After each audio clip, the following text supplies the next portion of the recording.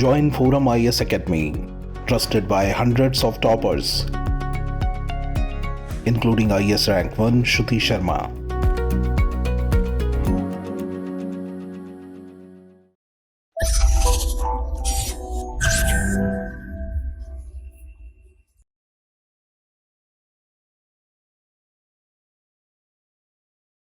Hello and welcome to ForumIAS. So today we are going to see these articles. Their relevance is given below. Now we'll move to the first article of the day. It is about SSLV D2. So why this article is in news? Because yesterday from Sriharikota's launch pad, SSLV D2 was launched. So we have to see the background information about SSLV. SSLV means Small Satellite Launch Vehicle. Small Satellite Launch Vehicle. So the SSLV is the Small Lift Launch Vehicle. So basically why this was developed, it was to launch commercial satellites in a cost-effective way compared to PSLV variants. PSLV is the Polar Satellite Launch Vehicle. From the name itself, in this SSLV, there is small. So it is basically used to launch small satellites, and that too of commercial in nature. The payload capacity is mainly 600 kg and it goes into the low Earth orbit, that is LEO. Okay, so the payload itself is very small. That is why this particular launch vehicle is called as SSLV. There are 3 stages in this launch vehicle, and all the 3 stages are powered by solid propellants. Whereas in PSLV and all, we will have liquid stages, cryogenic stages also. Such a thing is not there in this SSLV. And at a time, multiple satellites can be loaded into the orbit.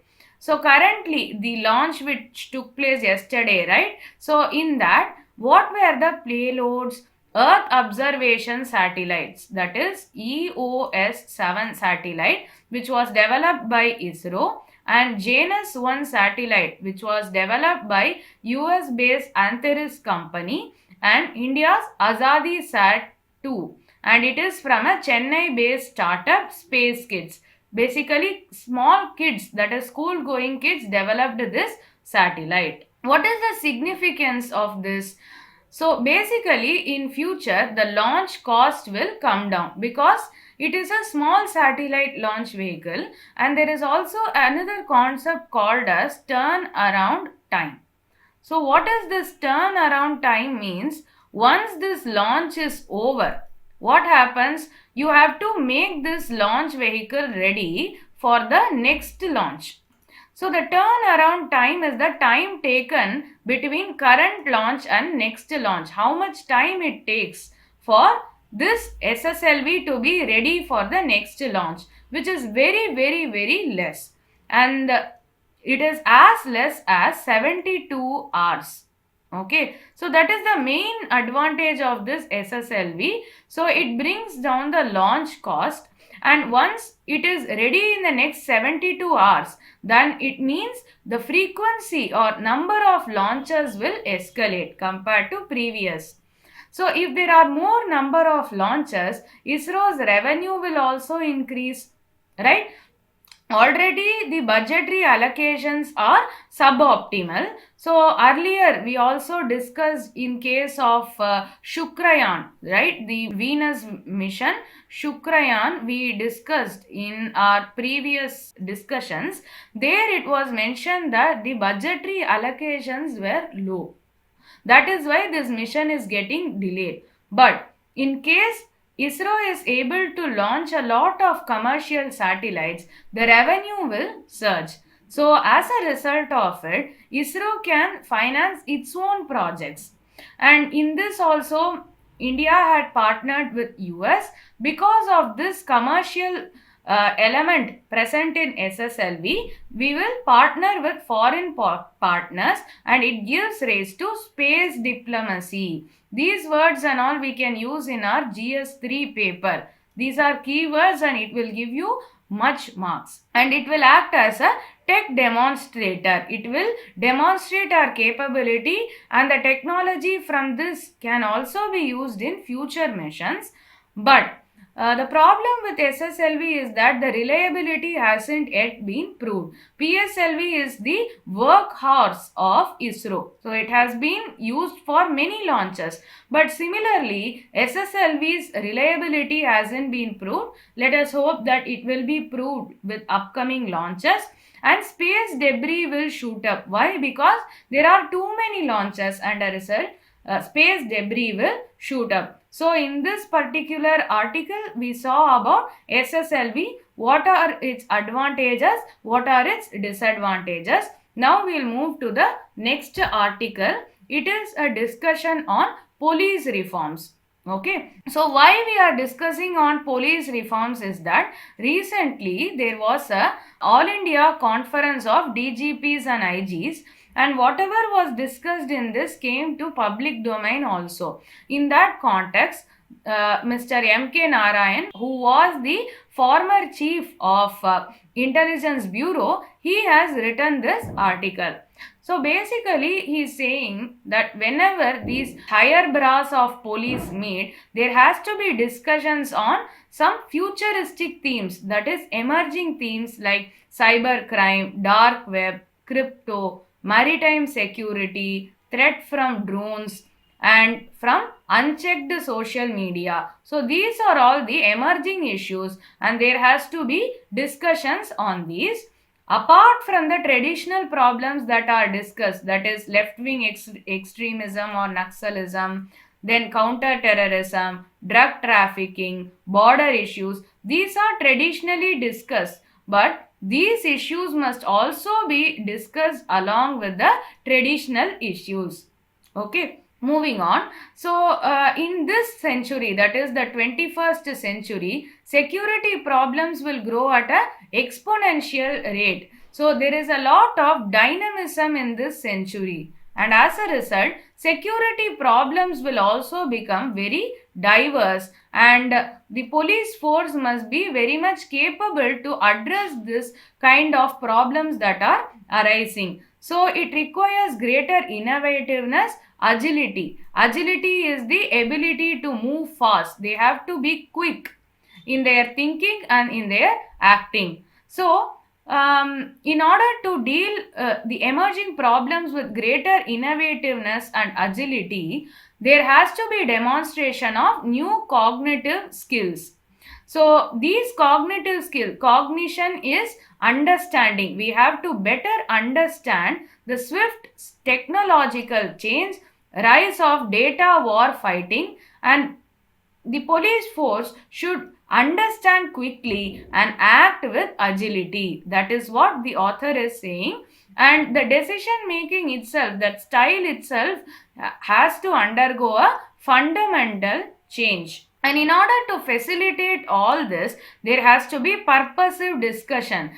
So whatever the conference that is happening should have a well-defined purpose. Then only we'll be able to better adapt to the modern challenges.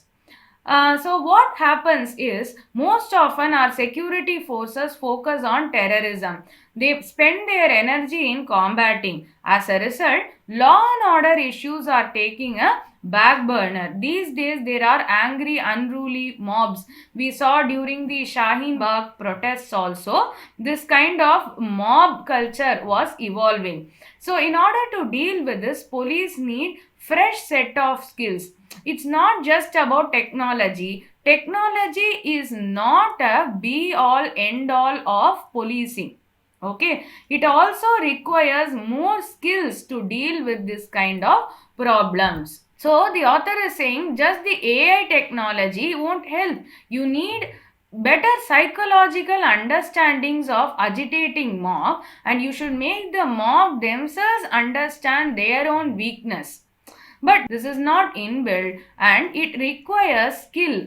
the acquired skill, then only we can convince the mobs, can better deal with these mobs, and technology would not alone suffice. It requires skill. So in order to acquire these skills, there has to be adequate training. And how to impart this training? It is through a top down approach. Why we need a top down approach is there are a lot of security agencies. We have IB, we have CBI, we have ED, we have then NIA, National Investigation Agency, then we have the state police, right? So, and then we have Central Armed Police Forces. So, all these agencies are there, and these agencies are competing with each other for resources. Okay, so that is why there needs to be a top down approach so that the training resources are equally allocated, they are equitably distributed among all these agencies. And apart from training, there is also a need to emphasize on selection of personnel. What kind of people are picked to join the police force? That also requires a rethink. Because today the modern antagonists, the rabble rousers, they use social media and they use lot of modern tactics. We read every day in newspapers on how social media and other modern techniques are used to defraud people. In this context, the police also should have a different mindset. So, apart from consters, there is also the usage of social media by protesters. So, this started during the Arab Spring, where social media was used for mobilization. Mobilization means gathering of people. The social media was used, but it is available in open domain. It's not hidden. It is not a private network, right? So, this is called as open source intelligence. The author of this article is saying the police should emphasize on this open source intelligence. It will very much help in dealing with law and order problems.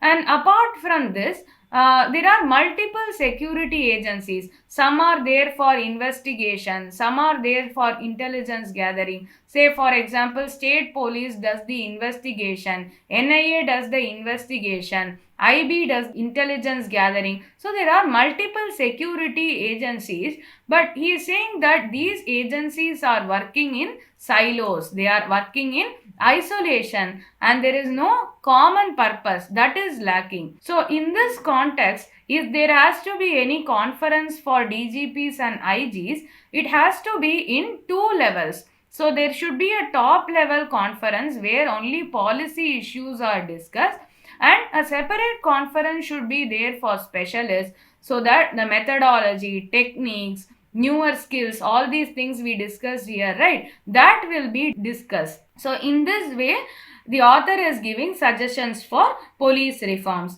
So overall, in this article we saw about modern problems and what modern solutions should be adopted and what interior reforms should be undertaken in this regard. We'll move on to the next article. The next article is about the appointment of lawyer Victoria Gowri as judge of the Madras High Court. So it created quite a stir. So what happened was, people dug up her social media and found that in her social media posts from 2018, there were instances of hate speech, and there was a petition filed in the Supreme Court to review this decision. So in this context, the Apex Court has said, Apex Court is the Supreme Court, they have said that suitability of a candidate cannot come into judicial review. So in this context, the court can neither issue a writ of certiorari nor issue a mandamus on the collegium of the Supreme Court to reconsider its decision. So we have to understand, we would have already studied this in our static part, but nevertheless I will go through it again for you. Certiorari, it is to quash the order. So in this context, the petitioners called for quashing of the order recommending Victoria Gowri as the High Court judge. And another writ that is discovered here is mandamus. Mandamus literally means we command. So it commands the collegium to perform the public duty. So the petitioners called for the issuance of these two writs. One is certiorari for quashing and mandamus to reconsider its decision, commanding the collegium to reconsider its decision. So in this context, the Supreme Court refused to issue these writs. Okay. So regarding this article, if we have to go into the background, we have to discuss about collegium system. So collegium system is used for the appointment as well as transfer of judges. So basically we have Supreme Court Collegium as well as High Court Collegium. So Supreme Court Collegium, it has the Chief Justice of India and 4 senior most judges in it. So this collegium, they only recommend appointment of judges to the Supreme Court.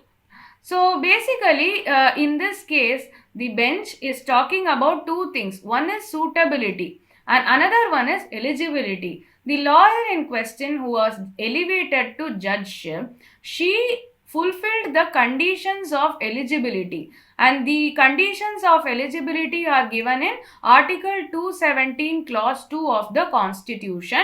So she holds Indian citizenship and she has 10 years of experience as a judicial officer or a lawyer in a high court. So she fulfills these criteria, and because she is an eligible candidate, she has been elevated to the position of a high court judge. But this is eligibility. Then what is suitability? Suitability talks about fitness of a person, their character, their integrity, their competence, their knowledge, and all these things are called as suitability.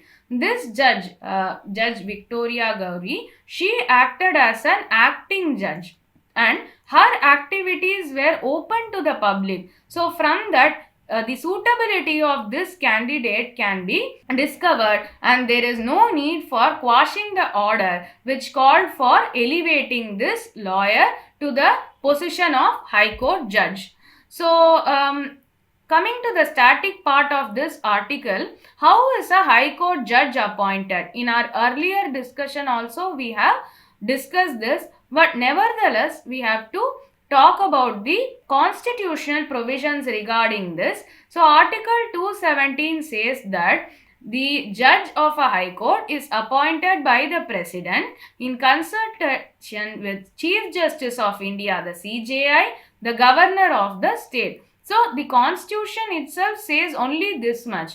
But what is the system that is followed is, it is through the High Court Collegium. So High Court Collegium, it consists of the Chief Justice of that particular High Court plus 2 senior most judges. So the proposal to appointment of new judge is initiated by the Chief Justice of High Court, and he will consult his 2 senior most colleagues. Then he sends the request to the Chief Minister, and Chief Minister advises the governor, and the governor sends this to the Union Law Minister.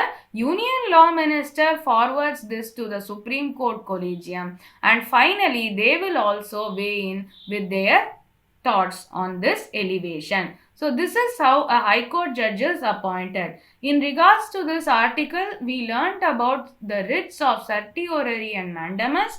We learned what is collegium system, and we also learned how a High Court judge is appointed. It is a very step-by-step process which we discussed here. Moving on to the next article, this is the big news of the day. It is about lithium deposits in Jammu and Kashmir. So at present 5.9 tons of lithium, that is commercially viable. Lithium was earlier also found in other places, but this particular discovery is commercially viable. Means we can extract lithium from this reserve in a profitable way, and the potential is up to 60 lakh tons. And this lithium was found in Riyasi district of J&K. So this is a very big issue, big discovery. Why? Because it will reduce our need for imports, and it will also boost the employment opportunities in the Union Territory of J&K. And today there is a lot of push for e-mobility, that is the e-vehicles, and they make use of the lithium ion batteries. So since we have domestic reserves, it will boost the manufacturing of rechargeable batteries. These rechargeable batteries are used in smartphones, laptops, electric cars and everything. So it gives a major push for that. So currently what is the situation is, we are importing most of our lithium, and in this context Mines Ministry had asked for strengthening of critical mineral supply chain. These are very important in this day and age for the functioning of the economy itself. So at present we are sourcing our lithium from Australia and Argentina. With regards to lithium, we also have to know about the ABC triangle. So this is the area where lithium is found in abundance. This is there in South America, and ABC countries are Argentina, Bolivia and Chile. So these are the ABC countries. You can also easily remember. So this is about the discovery. Now we have to know certain facts about lithium itself as a element. So this lithium, it has very low density and it reacts vigorously with water. So it is normally stored in labs inside kerosene. If you have been to chemistry labs, you would have seen this particular element stored very carefully, and it is also toxic in nature. And one more thing about lithium is, it is not naturally found in the earth. It was not formed in the earth.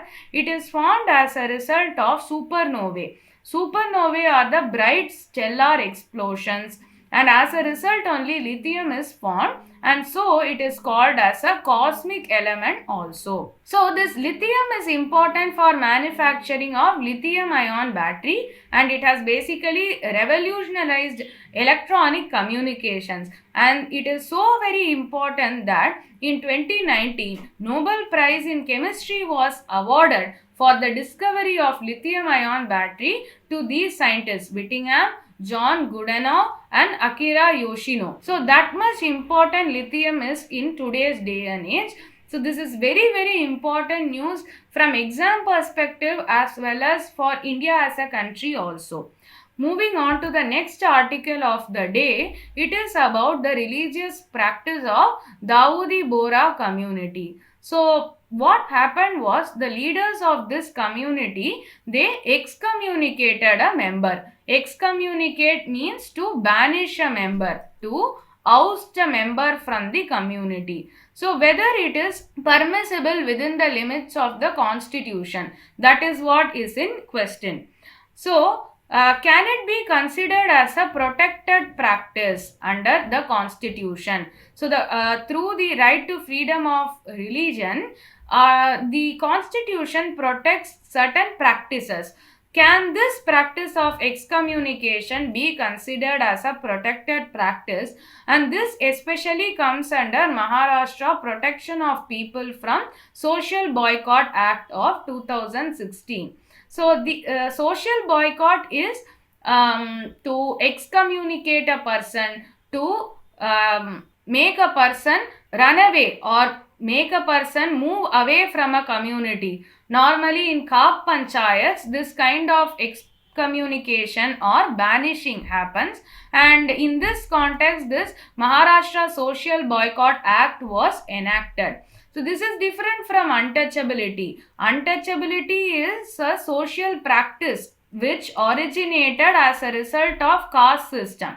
It has its roots in caste system, but social boycott is not just related to caste system. If someone is engaging in a profession outside of the village, for that also social boycott is practiced in villages. We have to understand that untouchability and social boycott are different. Coming back to the issue at hand, there was already a similar case law, Sardar Syedna Tahir Saifuddin versus the state of Bombay case.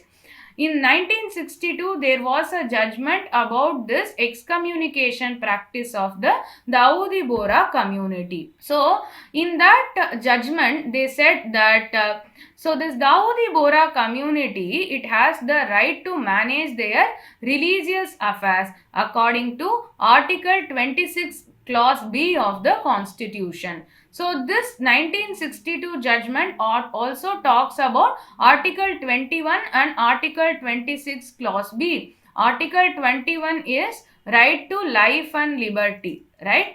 So if a person is excommunicated from a community, they also have the right to live a dignified life. Now that is coming in contradiction with Article 26 Clause B. But in this judgment, they said that the Dawoodi Bohra community has the power to manage its own religious affairs and this practice is permissible. Coming to Article 26 Clause B, there are reasonable restrictions like public order, morality and health for every religious denomination to manage its own affairs in matters of religion. But in secular matters, the state can step in. So this denomination has control in matters of religion. This article was invoked in the 1962 judgment. And in the previous slide, we also talked about the Maharashtra Social Boycott Act, right? So, looking at the background information, this act identifies 16 types of social ostracization and these have been made illegal, and if anybody practices this social boycott, they can be subject to imprisonment for up to 3 years. And within the 16 types of social ostracization, expulsion of a member from a community is also dealt with. Okay, so in this context, this matter is referred to the Sabarimala bench. Earlier, we had the Sabarimala case, right? In that, the Article 21, right to dignified life and liberty, and Article 17 against untouchability were invoked to allow for entry of women into Sabarimala temple. So, this Dawoodi Bohra case is also now referred to the 9-judge bench and they will take a call on this case. We will wait and watch what happens. Some background about Dawoodi Bohra community is that they are a Shia Islam branch of, they follow the Shia Islam practice. Though they value tradition, they are a very mercantile community. In fact, the word Bohra comes from the Gujarati root word Vyavahar, which means to trade. So they are a trading community and they are quite modern. So in this context also the question arises whether social excommunication is even permissible. We have to wait and watch about what the court decides in this matter. Now we will discuss a few questions. So this was already asked in UPSC Prelims. With reference to lithium ion battery, consider the following statements. It has higher energy density than lead acid batteries. It has zero self-discharge rate. It can be used to power automobiles. Which of the statements given above are correct? So in this, statement 1 is correct. Okay, it has higher energy density. That is why it is being used in automobiles, electronics, etc. So already in our discussion we saw it can be used to power automobile, e-vehicles we saw already. But the zero discharge rate is wrong. Any battery cannot have zero discharge rate. The thing with lithium ion battery is it has minimum discharge rate, doesn't mean zero. So second statement is wrong and it asks for correct statement. So C is the correct statement, 1 and 3 only. Moving on to the next question. With reference to small satellite launch vehicle, consider the following statements. While SSLV is intended to put satellites into low Earth orbit, PSLV puts satellites into higher Earth orbits. 2. The turnaround time of SSLV is much lower than PSLV. So, and it is asking for correct statement. So, coming to this, they are saying SSLV is for low Earth orbit, and PSLV is for higher Earth orbit. There is nothing like that. PSLV, in fact, it can be used for low Earth orbit also. It's not exclusively for higher Earth orbit, but maximum it is used to put satellites in higher Earth orbit. So overall this statement is wrong. The turnaround time of SSLV is much lower than PSLV. This is correct because for SSLV we already discussed turnaround time in our discussion. For SSLV the turnaround time is only 72 hours. But for PSLV it is almost 2 months, and which is a correct statement, 2 only. So B is the correct answer. That is the end of our discussion. Follow us on all these social media channels. This is Indumati signing off. Thank you. Have a good day.